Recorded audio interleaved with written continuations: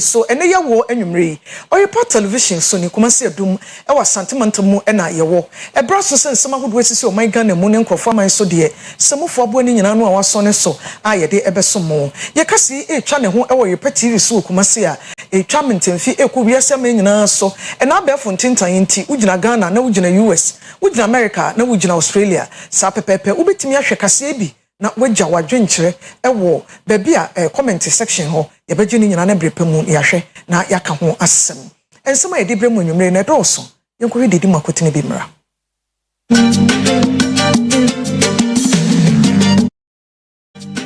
ene dey asem kase esi wo Ghana ewo kase mu ne se MPP mpanimfo akɔgye Dr. Matthew Opoku Prempa tum se onye running mate ema Dr. Bawumia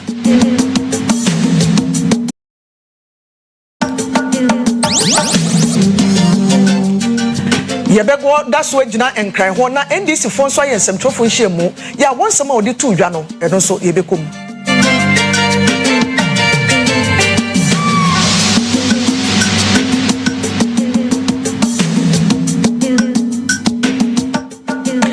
NDC sensem na no omo abɔ mampani Akufo-Addo ene Chief Justice sobo se opeso wodi atemuafo nipa num edi ko Supreme Court etia mara enti yera fifi kwete atwere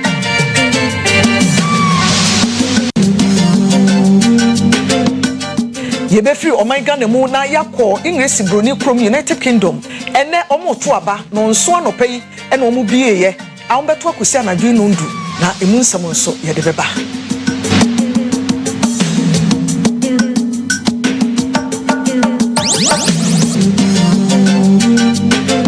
ensem bi atiti se ye yabo ni nyina no ayede ebesomo ye kai mo se enwumaku afa ye ho ka e wodwuma yi mu bie eye Bosheba Electricals de odin kane apa ne ho ne nyina abadwa so a omafo nyina etobie wo ye fera na wo ye dansini na wo penkane ane ho dwuma ede udwuma wo fie a wo de sisi wo fie a bra Bosheba Electricals virtuous women nso ene ya wadai omobusumi Akwantuo we fie ase ekine fie no miensa bo ahamache a fo afidi ne to Oyerepa 100.7 ne bo mpaye ni bi kosise no num bebo no num ne fa bebo na fe memenda no munyina mo hyemu ha no nsia anopa na mabo no 1 hour donhwe baako na mo de adanya me ase na mo wie wo pese wo beka ho a ekwan da ho ekoma dadafo nyina so mo hye ne nso na edu ho amofa mo bre enya adwuma afi donhwe baako edi yanimu no ye de kase ni nkyeremu eto amoso din ede akwesi do a yemfa bre na yentie ensem no sede etie ene dey National Executive Committee ya ewo amanyoko NPP no Patriotic Party mo Dr. Mahmoud Bawumia otu Frank Adama MPP party no wodi Dr. Matthew Opoku Prempa ya wo ye Manhyia South na Hyebedwani akɔkyerɛ ama nek no agye no atum yensem treni Bernard Kedazi ekɔ ho na omayetie anayahwe de ekoso ewo empanyimfo atena yemu ewo nkran yakwa homa so Ben wa homa ne so hello Ben majoe hello Sister Kuya. Good evening. Good evening, Sister Kuya. Nani o mate say? Ya mi na adum na wo so e. Na mi adum ene na committee na kwa wieye. Na omo ye no party headquarters ana. But da bi omo ye no Arisa Hotel na omo ye. Ma ye tie said e course twa bi mfo ni kira ye ni ntie. Okay.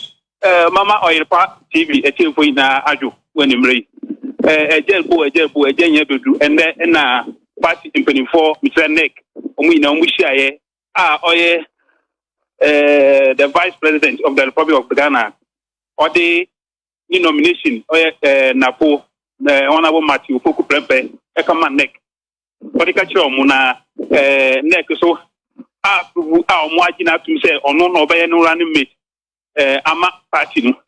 na oba no na impenifo omu di nanim organizer ono no question kwan okofa na po odine ba be kire penifo no ohwe omo di na chi penifo omo to ade ni na di na chi nkola omo na omo di na chi na omo di na po ekọ inside edine ko kire na omo wie na omo media for kwan so media so ekọ inside na media so ekọ hu no na ni secretary ekire ne say omo gina party ni constitution article 13 so clause 1 na ekire say we ye fanka tuni ma party na ya wasa we ne say we wo be die kira wasa wodine kachia council of elders anasa nek no approve answer nti enu no gina so a ode owura na po ode be kire nek no na nek so approve e asupum ema no say ono no be running mate ama Obra Akwantuo na okasa no kire say party ni na omoya ba ko na omofa jeje entai oye napo because wo hwe adwuma napo aye obeye energy minister adwuma wabo obeye education minister adwuma oboye of SHS ina odibaye say ye kan amanye se mu wabo no humodi ye pa wo a onu pe no betumi aboa Obra Akwantuo wo akotumi edi ngunim e wo 2024 abetu emu enti wo bi sa na de penifoni na baye vice president baye president tankasa so baye omodi omunim de e beti akire enti wo ka de na de ekosu yi I see. Usha emabunu ni bebre no adi akire pa ena no so achi no ma hu se ma bi susunuane ebi so body ebi so bayire ebi so jene watermelon ne de keke ka ho no ba bi amko ye enuane e ba ye den na ma no omfre he man no bebre na edumufo man no but almost as party supporters so when your party supporters they want to be mad bebre na ye supporters and almost omudi GAC omunimide e de batai Obra na ko achi omu ani age say ya for Obra na ko achi nti omu ina ba ye say omu be support Obra na ko nti omu ina ye party members. I see. Na ene omu ye de omu ko kire omu no so wodi waso toto for mo te say bia obi rezi bibi asem bi etia no say ebia me obi bitia no nti ye de ne kwa enye yi ana omu nyina gitumu say de ka ne say eye unanimous no bi ana wote say obi sorry ye kire na dwen say ono de nka ya mfa ama na po ankope ni ne secretary ya ba start no media for ni bi na ate obi ba ka kire say when ye nti say council no nti no mo a kire no nti anu nyina anu ya tsam ya fa ya tsam but iwe na ye ko inside no na kire say o na bi mu en support mu na dodo na legitime say Obra na po omo fi adwuma wa ye na boa wa bo party na ono pe no betumi aye running mate ama party no nti impenifo ni de omo anjinitu ansa na meja oben ama wakọ no ya te se benada a edi animu beye omba beda na di kuma se ni asantemamu ene ye be onveli napo eno so wasam ne wate ne sen anu so secretary edit you say omo ina fa ide internet yo mboko bia on fa internet sa wo penu party ni enye nti nyoba ye bia wo so mo gidede na yi internet sa na ba ya nkunimdie e baba party mu o sa ti mu say party ni de nkunimdie no say ombata afo so le omo bleki 88 no nti obia fa gidie ni support enter party ni no bia nyi no ho enye adwuma den because okono omokono o ma na e say okono omokono enye ko a edefom emu adin angasa e wa fi nti obia me no ho na ba bia ombako obia fa ne ho hyem eno ne ye secretary nsam no bibi bi sase si Tuesday benada ebe napo ye be onveli no Ashanti region ha okoye no te ho asem ene the secretary kan the asem no the one pata asem no antiga say omba inveli no ka say omofa gidi ni en support napo say na be omba break. Okay. Na ansa na meja wo na ye tie secretary nsam no say Alisa what is saying omo awia mo bi akọ anaso se pompe pageantry ne da so eguso dendenden isi omo awie impedifoni de omo wie ya na omo koye vice president koye president nankasa so koye nti omo wie no mo ina ko wie no na omo friend senjuro for ntumi mbre yi sai sana be ya secretary ba address senjuro for but isi wo ha party supporters ni bi no mo ha omo guso esijama ba impedifoni de omo ina ko fie okay. Daniel Dase papa abusuafo yensem twini Bernard Kedazi na to nkra di free nkran Lisa Hotel ebreye na secretary Obra Justin Frimpong Kodua o first some tofo nhia mu ne sam ne akiri gu ahoma so ben na na de breye yenkohwe nkoti bi mra nomination of Honorable Dr. Matthew Poku Prempe by His Excellency Dr. Muhammad Bawumia, the party's presidential candidate, as his running mate for the 2024 general election. The meeting, which ended a few minutes ago, did in fact consider the said nomination, which forms part of the constitutionally mandated processes for selecting the party's running mate as per Article 13(3) of the new Patriotic Party Constitution. For the avoidance of doubt, Article 13(3)(1) reads as follows: the party's presidential candidate shall, in consultation with the National Council, nominate the vice presidential candidate. Ladies and gentlemen of the press, I'm happy to report that after the necessary consideration, the National Council of the party unanimously endorsed the presidential candidate nomination of Honorable Dr. Maju, Member of Parliament for Menchia South and Energy Minister, as the Vice Presidential candidate of the New Patriotic Party, pursuant to our Constitution, Article 13(3). This significant milestone marks the completion of the party's presidential ticket for the 2024 general election, and therefore sets the stage for the party to fully engage the Ghanaian electorate comprehensively with our message of transformation. I wish. Yet one some so free MPP4 and sensum emu na yekoye nimu a na yekoye ndise ne ndise fa press conference wa yensem trofo nhemu ya wo botae a wo de ya no ne say wo ka chema mpani adodan kwakufu ado na fe Chief Justice ese ne omo pese omo ye di nipanum esan Supreme Court ko ka ho se judges no omunyai na etia oman no constitution ene ye nhyehyeye NDC General Secretary Fifi Avikwete ono ene kasa ye ewudwuma na se ne nsem no sei no ka no se ahwefo bakaya na watwe we amu na Chief Justice enumerate judges for enumbi edo omo Supreme Court and am so man NDC ayen central for shi omo asmo mo kan say emwa nti aban twentwen so kakra ya omo san ka biom say so omo hwe appointment a omo ampanyin eye Supreme Court a eni oman constitution ebo ebire kakra nti omo sere oman aban say sa judges no de omo Supreme Court on twentwen so kakra enfi omo san efre Ghana for stakeholders so mu ina mfo ma ntum se bibi na ekoso na ya mu ina mba bote ombaka na memwa mo man enkoso. This request of the Chief Justice is not only a blatant violation of our Constitution, but also a flagrant disregard for the established customs and traditions that guide the nomination of judges to our nation's highest courts. The names of the 5 judges put forward by the Chief Justice in her unconstitutional, unsolicited, and self-serving request to the President include the Leadership Justice Angelina Mensah Omia, His Lordship Justice Eriche Bafo, His Lordship Justice Edward Amaku Asante,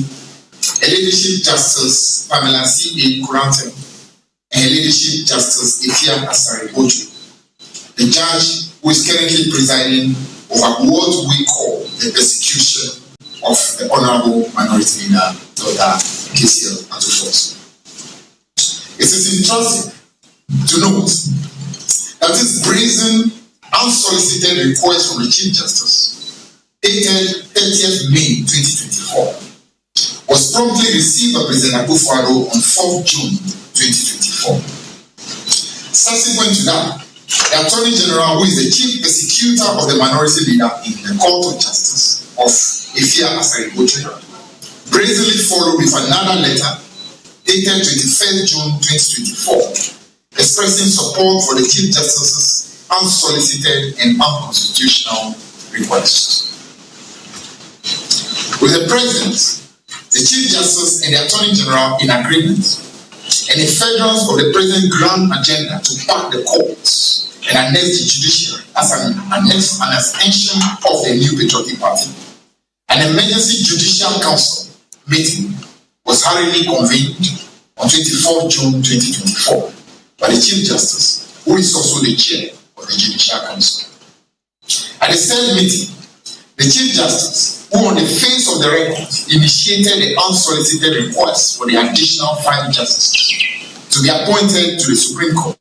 Na ewo NDC fo nsem trofo nhemu ya emu wo hyeda tutu din kyese Chief Justice Mame Gretu Tokonu e na fe mampani adodankwa Kufuado e di nipa na ekọ na omu nyina ya MPP fo saa na NDC fo yi ka kyese nipa num ni nyina omu ya MPP fo na mampani Kufuado ni Chief Justice ne boapa epese odi Supreme Court wo nkrofo kogu ho ma se de be ya obi di asem kwa na kyese aye ne ho ani ne ebu agu so eno so de omo ntena se e ma ye nane oman no emutu saa. We demand that any future appointment to the Supreme Court must strictly follow the constitutional process, including consultation with the Judicial Council. This blatant disregard for established procedures is not only unconstitutional, but also morally reprehensible. It is a slap in the face to every Ghanaian who believes in the rule of law and the sanctity of our democratic institutions. 3. Transparency and accountability. We call for the full disclosure of the criteria and process used for the selection of these judges. This is essential to ensure transparency and accountability. The clandestine and backdoor dealings to appoint royalists represent a disgrace. This hidden agenda fuels public distrust and fosters a culture of corruption and undermines the integrity of our judiciary. 4. Judicial independence. We call on the Chief Justice to uphold the independence of the judiciary by resisting any pressure from the executive to influence judicial appointments. The judiciary is the last bastion of justice, and its independence is sacrosanct. By compromising this independence, the NPP is not just bending the law, they are breaking the very backbone of our democracy. 5. Immediate reversal of the unconstitutional appointment request. We demand that the Chief Justice retract the unconstitutional request to appoint additional judges and ensure future actions strictly aligned with legal and ethical standards. Yetwa so Africa Ghana man miahebedwa for chairman penny yera Alban case for suma na bagben bo apro ewo amantama hodo ni nyina nkropon mu na otwetwe mu no ba kumase se wakopiem ewo Bono East kropon tachiman emu ni nyina ye se yeje Fourth Republic itu mu no constitution no edi mfe aduasa a yede eye adwuma ya bakosem esanse constitution bi no edi 40 years 30 years ewo man Ghana mu ya yenko obi nkoye eku enkutuntum ye tinante se Ghana for boye ho abaso no kudu tachiman no eno chemu chese Ghana fo nyina na ye pampam som na ekukuru so a oman ne ebeye ye ti yanyere ye ho na ye democracy ya jatumo no ye mfa ni dwuma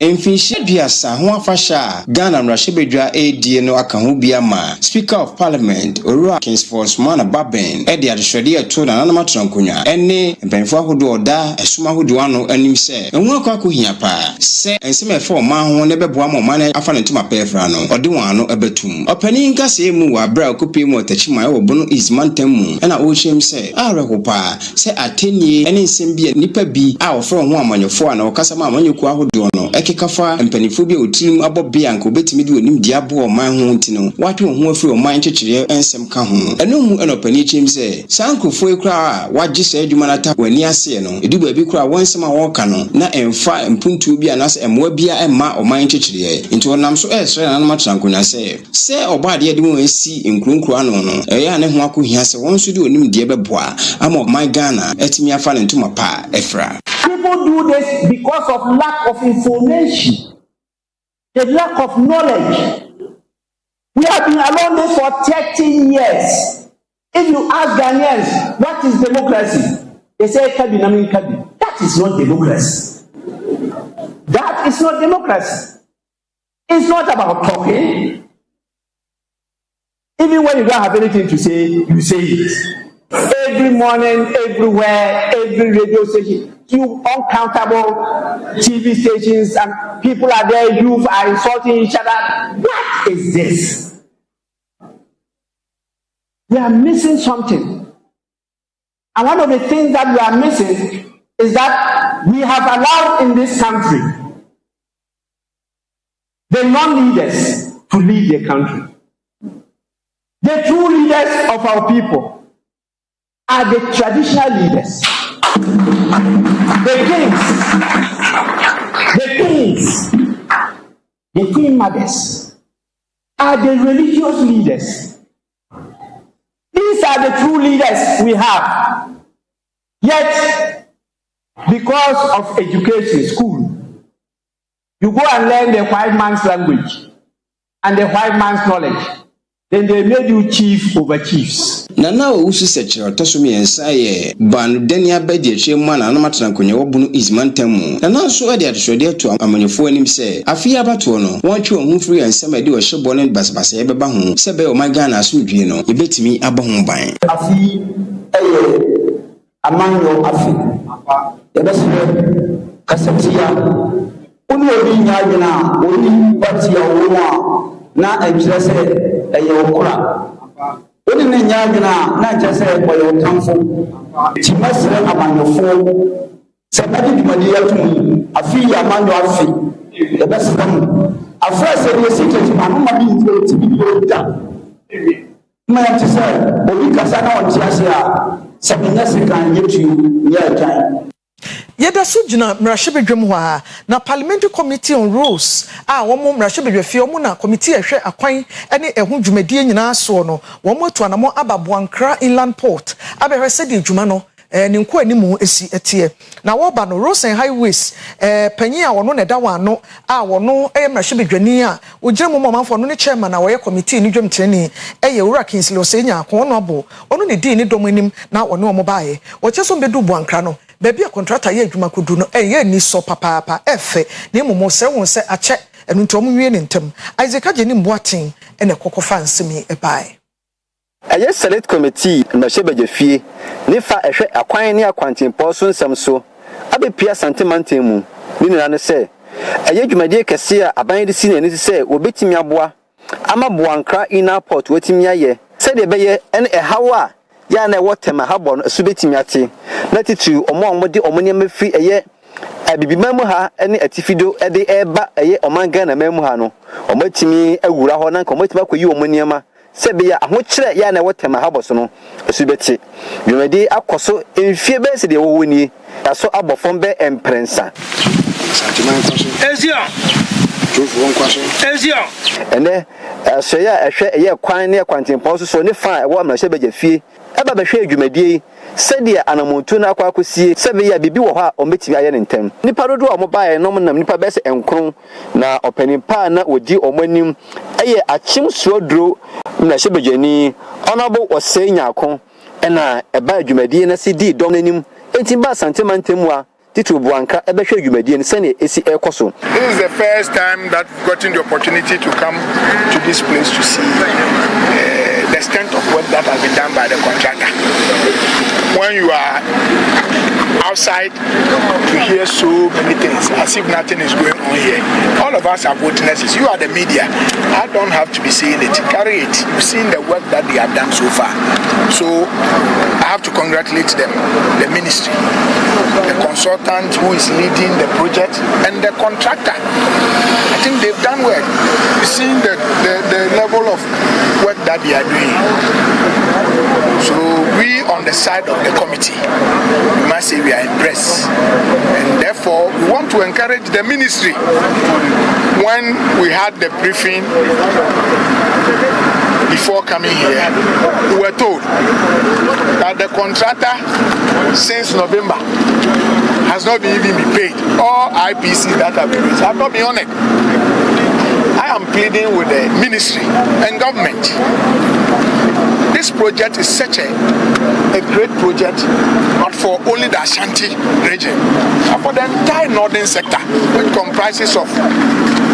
the 3 Bro-Havo regions and the 5 northern regions. So it is going to serve a great chunk of the country. Na enu nyina chi no na Owura Justice Amo ya ono ne panyi kwanche for that Jasmo construction a ono ne contractor oye Boankra Land Port ne ho adwuma ono so kasa bi kire se ombekeka omo ho sade soafo no aka no na wayere won ho adwuma ne ye no ate wonsa e de afiri ho. I would want to say that it has rather come down because in totality it was 330 million, and now as it stands upon the variations, the volumes of earthworks that we have done has rather brought it down to 308 million. The 40% completion represents the entirety of the phase 1 of the project. My plea is that with us as contractors, we see this project as a national asset and a very, very viable project, and that is also encouraging our commitment. And as much as we are committed, and with the help of our bankers, we are able to be on site up to today. We also plead with the honorable members also to see how best they can also influence for funds to be made available for the totality of the project, so that this project will see a successful completion for the benefit of our nation, Mother Ghana, and the world at large. Thank you. Asoye ehwe ngumesua so Ghana Education Service abo amane se nei achechefo afofo kra enipa mpem dum ye no hanso edu no 12,720 teachers a omunyina wie colleges ahodo degrees ahodo no mo atwa anoma pass omo licensure exam no eno nti obemu adwuma na amane ebo nyina se GES no ebie kwan meda na to so du ba ko ewa fi mu sa wonam so enipa mpem edu no 20,000 ena etro krata ba ya na che so mo ye teacher fo emu no na emu 12,000 ene kakra ena afa so we ni nyina emu omu nyina apase na GS ayensem trefo nchiemu menam so Director General Dr. Eric Nkansa akasa kire self placement no omo beye no sade emu nsam etie wo msa kwansidie wo nanso o se obi anto ne bono onye obi a wapase bia aban befo adwuma afia. I said you here to brief you on the newly introduced self-posting module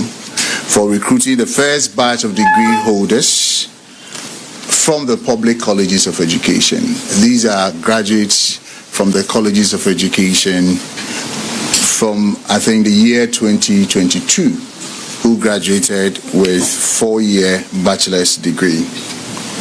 On the 11th of May 2024, the Ghana Education Service invited applications from qualified trained teachers who graduated with degrees from the country's public colleges of education to be considered for employment. As has been the norm, the service received applications from 21,010 interested applicants. Out of this number, 12,784 graduates from these colleges were qualified for employment. We wish to inform the general public that all the 2022 graduates from public colleges of education who applied for the recruitment via the GES promotions platform and satisfied all the requirements should visit the portal from 5th July to 31st July to select their preferred region, district, and school. The self-posting recruitment model has a benefit of getting the newly trained teachers to be posted to regions where language will not be a barrier. Get to also select schools that are close to families and subsequently enjoy the economic support. Promotions platform, the same platform they use in the application. They go back there, enter their college index number to verify their qualification. 3, enter your phone number. So your phone number and your NTC number. That presupposes that before you qualify, you must have written the NTC exam, the licensure, and passed. So your NTC number and your phone number must be entered. We will be doing the demonstration here for you to see. Nansen obi a okodwom kodi dwanu di adanse se enioma boaye den papa ne titiw ni enuane a yedi efiri banche kura de nkanasem bode ntosi atosodie gyenni meko ene de keka ka ho nyina ne bo ayeden na owura bia wo yeku ani a ode John Yebo a ya wono de adwuma a woye no titiw na odua atosodie a obroni ka ne se vegetables e wo kuma se gyenya ase ode ni nyina ye se ekuafo nyina abobɔ nkokora enyini ene omoma nso ko ani bia kora ne wo pese ne ba nso be yeku a obi ade ne be eku school eka ho ama hode fom akonti ema wonya hode no ode eku ano eduadua ne oma ne dodo na yetumi atobinti se ya ama mabunani anka kuayo ho a ebedu ba bi ebedi kompa oni yesem 20 Richmond Frimpong ko na fuom na one ne kɔbɔ nkomoyi Sese oba oban Ghana mu a ade ba ko ho akwakoye din na ne bo so eye din pa eye atosode na so emene Oyerepa television yetu anamo akọ wona edu atosode ne bi ho ne okobọ nkomo na mu kyerem a sese de ema ne kosoro pa ewom se impo eye enemabo aye din de na so hwema titu de ema ne ba nyina ne se wona edo ho ehye dwuma ne mu titu akuafo na afei so adwumayefo mo be ye dwuma no na eni ho eno nti na ama sese atosode dodo na yentimi enua ewo omem ha no ene owura John Yebo atwe nkomo na sei ena ode to Oyerepa television ene radio enim atosede ho ayeden wo man no de sesi ai se amanfo de ni beto fo mafa efiri mira mfie be se miensa ana ena etwamu na atosede ho nya di sei atosede anu se baabi akoduro no ye de nipa ana ye labels sesi a garamse a ebebuso on galamse atwele bless ndodo na akọ adenti nipa ne ye letu vegetables no agya akọ garamse bibi wo hontira enipa no do na so praje abusuoi yadwumefo no do na so agya no kọ praje eno so so atwe nipa bi abobo ye ba ye mo agya no kọ eti ye kuafo re wo dade na hunu se bida so se ye nya mfidie betibra ye adwuma no ene ye baako a ye mfie no ntu dipa so mienu so no esi make sure se atosode na nkasa ewobo a ye standard price a enkoba se udua wie na de wobeto no abetwa no bo ama se koba sa wo udua na momfin so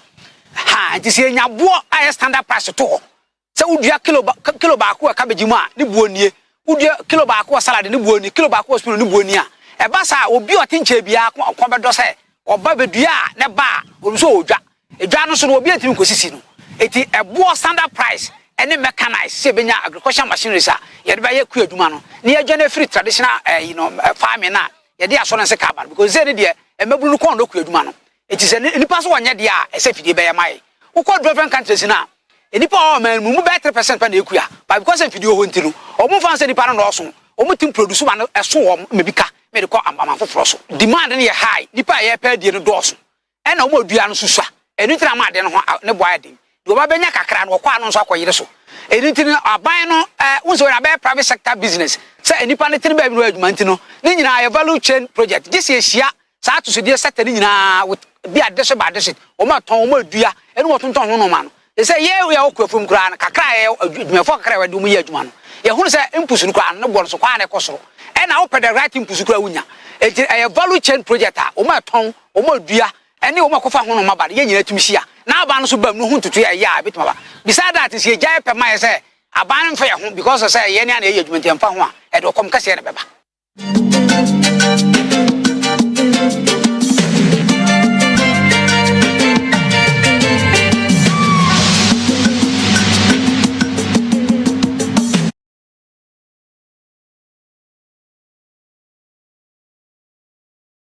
Ebusuafo ye de adwedie ni sikasem eho nsem eto amoso ewo kase emu a office a ehwe register na etwetwo companies ahodo nkrofo bi foforo edin registrar of companies ORC office no abo amane bi kire se ne nkwabata wa santimentami mu no wo mo ebo de robonto e de ato omanfo bi enwuma ahodo nyina anim kwampa ye faso a se company bi ba wutim se opese obi a ye bie no ene kwampa betimi aboa na unwuma agina so panyi kwankyerefo da ORC no e wo shantimantam mu na na me cha prempe ono na ene Oyerepa business news desk empanyimfo etwetwe nkomo na wodi nsemi tu anim se ehia papa se bibi ba wutim sa efa dwadi ho a wo bo mamane na wo beboa mo agina wo nan so Isaac Anna ene fankre bai Office of the Registrar of Companies abang adwumaku baako a wɔn botae ne sɛ wɔbɛhwɛ businesses ahorow a ɛwɔ ɔman Ghana mu na wɔn ahyɛ wɔn so atete wɔn sɛdeɛ ɛbɛyɛ a wɔbɛtumi agyina wɔn nan so na saa adwumaku yi ɔmanmmara section 351 ɛwɔ Company Act 2019 ɛna afei Act 992 ɛna ɛbɔ wɔn ho ban eyi na ɔpanin a ɔne na wɔda Asante Mantam mu Office of the Registrar of Companies nana ama echa prempe ɛde atugu akyerɛ sɛ mantam na aso ɛkɛse no reyɛ hyehyɛ ahorow biara wɔbɛtumi sɛdeɛ ɛbɛyɛ a wɔbɛtumi aboa nnwumaku ahorow a ɛwɔ ɔman no emu na baabi a wugina wudi dwa na nyɛ ma saa deɛ na wɔtɔn no ebi anka wuyi firi adum na wɔde kɔbɔ mpata ka hɔ deɛ nka yɛbɛtɔ ɛnonom enti no ɔmo ɛbɛboa wo sɛne ɛbɛyɛ a wobɛtumi asa gyina wo na so ɛtɔ so mmienu act ne ma yɛ kwan si yɛ mmɔdawuro about adwuma a yɛyɛ public sensitization and awareness enti no abɛyɛ integral part of adwuma a yɛyɛ enti no every year last year say yɛyɛ 4 phases this year yɛ started yɛwie first phase end of May yɛwie ya na yɛ started second phase enti no yɛyɛ no from June to August. May dear no, March to May dear no. You call all the district capitals or Asanteme. Any one could din komo. Any one more koyen shishaye. Any ade fast some say will be registered we are any ma SSO any ade. Cutting off man. Then wasan dia to go akyerɛ sɛ mprempren wɔde wɔn ani asi mantam akɛse a ɛka kuropɔn ahorow a ɛwɔ mansi kuropɔn ahorow no mu no sɛdeɛ ɛbɛyɛ a wobɛtumi amantetewe no atumi akɔ hɔ. Now, apart from that, so no, you create awareness, so near check compliance. The year near share or so be registered 10 years or so they will certificate in import. Baby, I will hear Jumano. Ha, you could be Brabacona via GRA Diabo, KM Diabo, a Yadian Caho. Yes, Yanni, Mamma to me, Emma Moye Juma. A fair was Sunday, a Futu Soronco, Ediama, and Yumaku Ahro. I want our register one companies now, so one file returns Ahro Generasi. One more than no wasn't showing any M file on returns. And no any one more M file or more annual returns or more and renew ye. Na ye no ma akasa na ya kyerɛ omo sɛ ntisi ye kɔ door to door ye kɔ adwumakuo no baabi a surface ne de ye kɔ bu dawuru o general marketplace ne ade but we de ye kɔ from company to company from enterprise to enterprise ne no manya ensaroso ne ya kyerɛ omo so de onim no ya kyerɛ ne de wonye de onim so so ne ya bɔ na ba so ne ya kyerɛ ne sɛ onko so nye no sene oye no a we nana ama echa prempe a wonen na woye opening a oda Office of the Registrar of Companies ano ewe Asante Mantam yimu hye ahoro a wode agu akwan so na ene Oyerepa Business News ye na omo abatwetwe eho enkomo medi ede Isaac ana abusiafo ye di sikasem no ebewie kase no ewa ha sesei nyese ye sorry kra ye twa ye ho akoton kra ye ba Rotarian solo kata e the sports ba beto aye so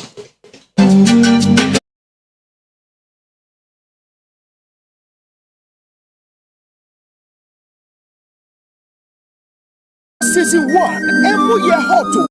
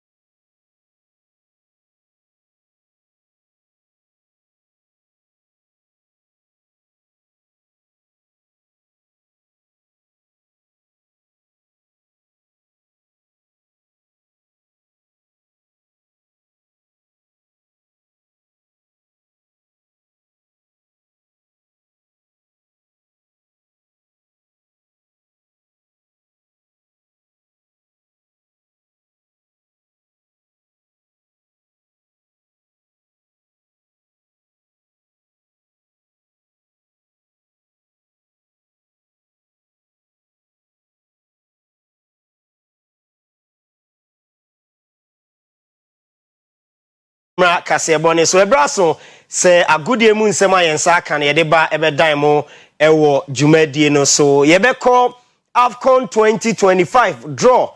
eno etodwa ene area we no eye qualifiers no yebehwe teams no groups omo ewo mu ye free ho yebekọ the Black Queens of Ghana so ye omo boabo omo ho omo ni Japan friendly game no eno so eba so enche kra ehon nsem ewa ha Wimbledon games so ewo tennis mu Novak Djokovic uram ewo third round your results any highlight ewo hanafe ye dinkomo enso ewo Euro 2024 nyame admo chana na quarter finals no eshas yemidin edi Solomon Carter ye hensem na se edi efre bibrim ne area ewo Johannesburg ena CAF ekoye draw for 2025 AFCON ebetodwa ewo Morocco na we no qualifying games eno ebetumi abaso wabra enhyehyeye no omo edigu apono so na Ghana ye group F a Ghana ye wono ye ni Sudan ewo ehonom ena afei ye ne omaya ni din edi Niger ena afei Angola ena ewo group F eho ena edema Sudanese national team no onim se oye former coach edema the Black Stars of Ghana anti group F ena Ghana ye kopie ya ye be qualifiers na say afimu ebeba na wie na ewrem ewo 2025 eno so eho ensem eno no ye call the Black Queens of Ghana enso asue na ye de omo ensem aba 13 July Black Queens any Japan mabawa no ebebo ayonkofa akansi na ene team no ekoye training ewo Legon Ayas Park ye beko na yakohwe sede omo training session no ekoye ahead of friendly game omni Japan ebono.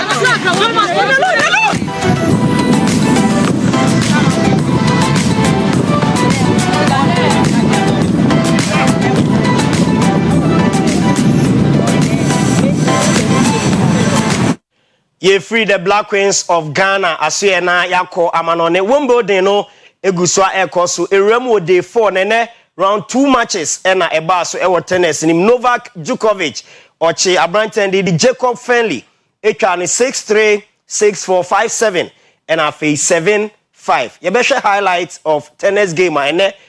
Novak Djokovic e win ya they call third round no.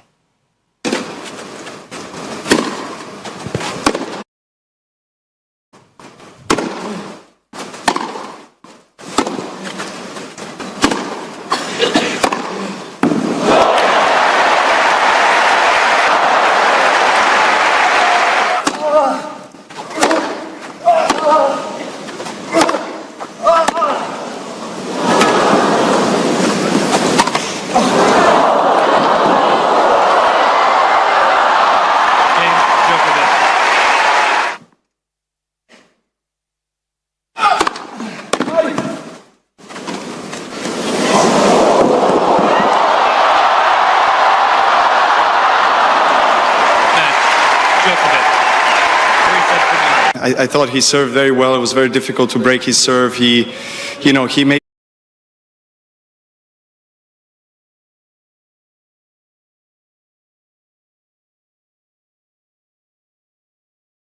I think all in all, this match potentially deserved to get into the fifth. The way we both played, the way he played, particularly in the fourth.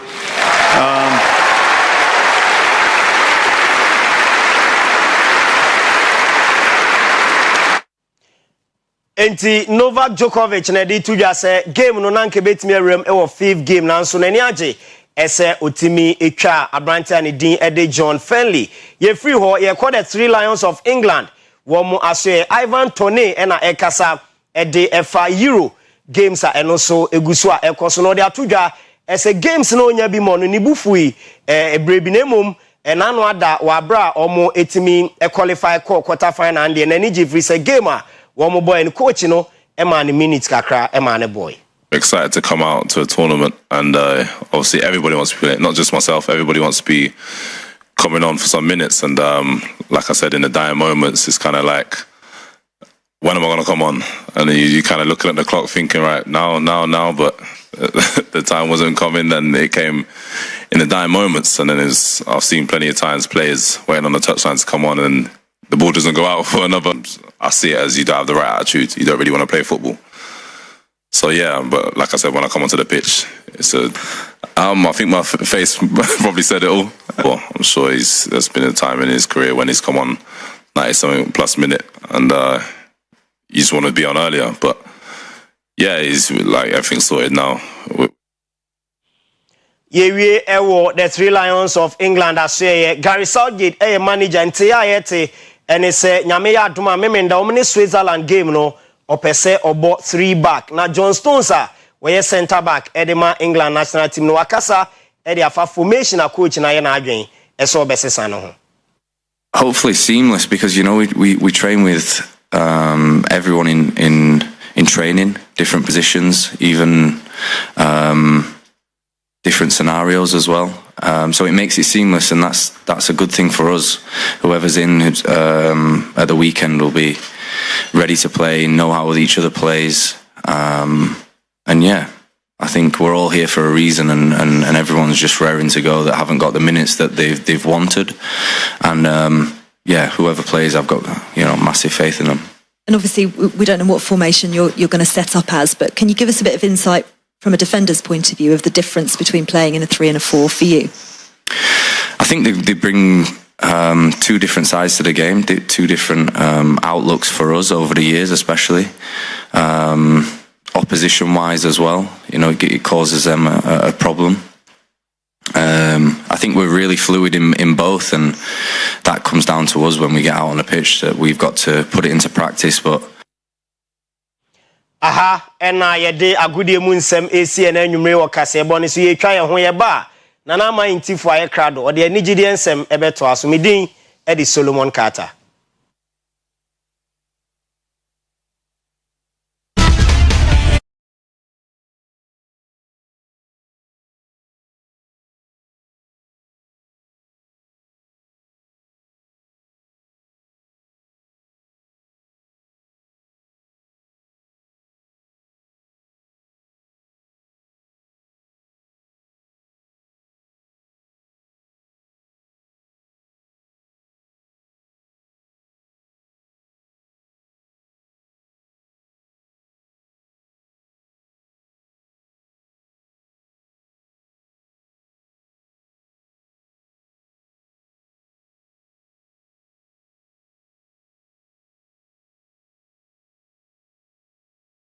Ebe Nigeria kase so mididi na nama intifo ekwanya ebibrem for titru Ghana and Nigeria edi kukaton Guinness World Record for kukaton afa so be se afi ntemunie no eya humtie papa enam so ma Guinness World Record for ababonte che se tinton time kukaton no wo twemu efi omu page so enei uko Guinness World Record for page so a enya de obehu kukaton ni bi na wetumi attempt anase onso waye se oba be break record no na we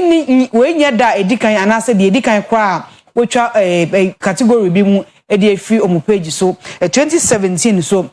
ebe to dwa se fastest violinist so omutwemu edi fi omu page ni so sanse no man for abuse na we sorry akobo violin we sorry akobo violin tene so omutwemu na na kwakwa mu o sasem na mu no so Ghana Chefs Association for so edi aba to dwa se kwanya Chef Smith enam so ebobo ni din na chef no wose association ni nim no onye omu member enti okaka ka chef na no so na wahwe ni ye eho Ultimate Paradise TV series about 30 years ago and what is share so no we with TV so man for HB and they no more popular faces are no mu Rama Brew and then the bar Michelle Ato maba bonten de aba to just say sininu anase series no mo ya hu boa na afei mo de foforo assign aba bonten. The faces that you used to see way back in the day, 30 years ago, and to this program that went by, or like Ultimate Paradise. That was 30 years That was something. A lot of people have asked me and keep asking me, is Ramabru your mother? Are you Ramabru? And I'm like, oh, they say, you look familiar. That's the thing that I get a lot. You look familiar. And I'm like, well, yes, I'm probably an offset of this beautiful matriarch right here that is a veteran actress that started The Ultimate Paradise, or actually spearheaded the soap opera that we had way back in the day. Mrs. Brenda Addison. Mrs. Brenda Addison. And I was a Monique. Do you guys remember me? I used to flick my hair a lot. I was always flicking my hair, and I was always speaking French, and I was always,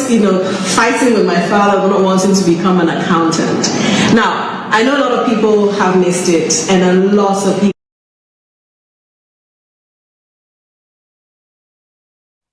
Yeah, America abrochime mu na be say abosome kakra ne de American rapper ne friend Puff Daddy asese a wase send din aye ne didi ne ho aka edwe mu pa ne ho akere no a wo twa na da pa e wo social media no say san nnyoma bi a wayeye ne ne foforo kra ababetom e de ne didi asan aye ntientwe mu. Diddy kicks her in the back. Abosum kakrani na oboto gode. Popular American rapper Puff Daddy si Sarah wase senizina wofen Diddy. Abone ex-girlfriend Cassie Ventura. Ni video mpo bedegwa. Ono na echiru. Oba abano za chopa kesepra bre Cassie. I mean, I hit rock bottom, but I make no excuses. My behavior on that video is inexcusable. I take full responsibility for my actions in that video. Anamdam Zianu Dumpo, my honorary doctorate degree Howard University Zeman Mbiribe Etwemnu. Wasana Jefinisim. Assembly Gudu Quarter, one can we. Masi Sarah Abotogo for free day. Pornographic film actress, Orphan Adra English, Zididi Ekejina Court today. Mbiribia Etwem, no Shanamon Mudrubuan, Yimbe Yinida, wo didi nakasan a pap bia webui. Onumpono Namdo, Mande, Adra Richard Day, Wabaye porn actress in tea. Quarter share, Nunzina some man. Hands of time, us in the six, shop.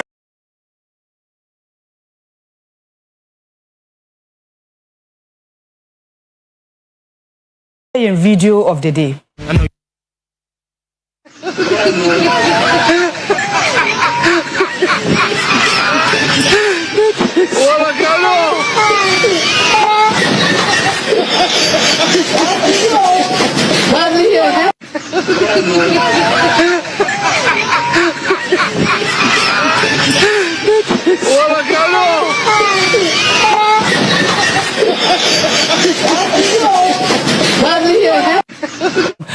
Tramo ya ese boys nyanu ma ya kan omunti ebi ni o tramo ni bia utija ho ana odiguti akwache so shem tramo no munyanu na nyade a eboa ekwesedu a ewie e wa manone medidi na na ma yintifo madawase amommo ni sha abraw.